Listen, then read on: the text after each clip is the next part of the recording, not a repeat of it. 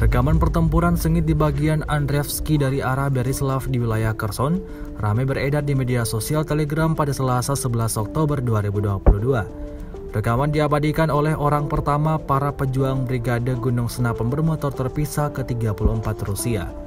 Pada 9 Oktober diketahui unit Brigade Mobil terpisah ke-46 Angkatan Bersenjata Ukraina menyerang posisi Angkatan Bersenjata RF di daerah desa Sadok dari Bolshaya Alexandrovka.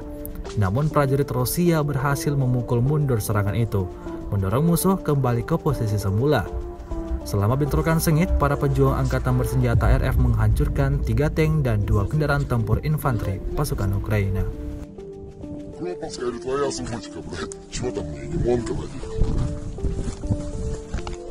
О, ебать!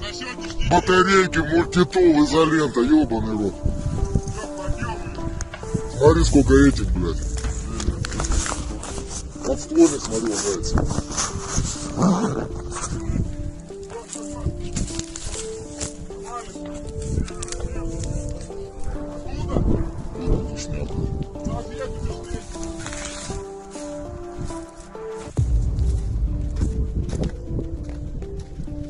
Закончились ракеты на Птуры, РШГ позаканчивалось, блядь, все стрелять нечем, блядь, было.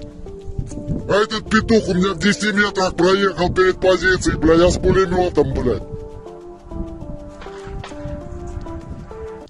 Сейчас, да, подвоз был.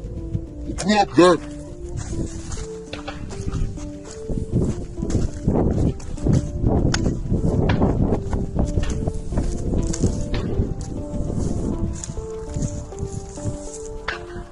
Запись, да, типа. Жгут кому нужен, блядь, тактически. Тактический жгут кому нужен. Тактический, охуенный жгут. Не, жгут тактический. Пошли к бою. Ну вот зельником, блядь, повоевали. Да, охуенно все. Вот, блядь, красавчик лежит, блядь. Сука, на позицию, блядь, пидорас залетел, нахуй. Вот бэха, нахуй, стоит разъебанная, нахуй. Короче, оттушили их как могли, нахуй. Танков немерено, блядь, пожгли. Sejauh ini selama invasi berlangsung, Rusia secara total merilis 318 pesawat Ukraina, 159 helikopter, dan 2.188 kendaraan udara tak berawak serta sistem rudal anti pesawat dieliminir oleh pasukan Vladimir Putin.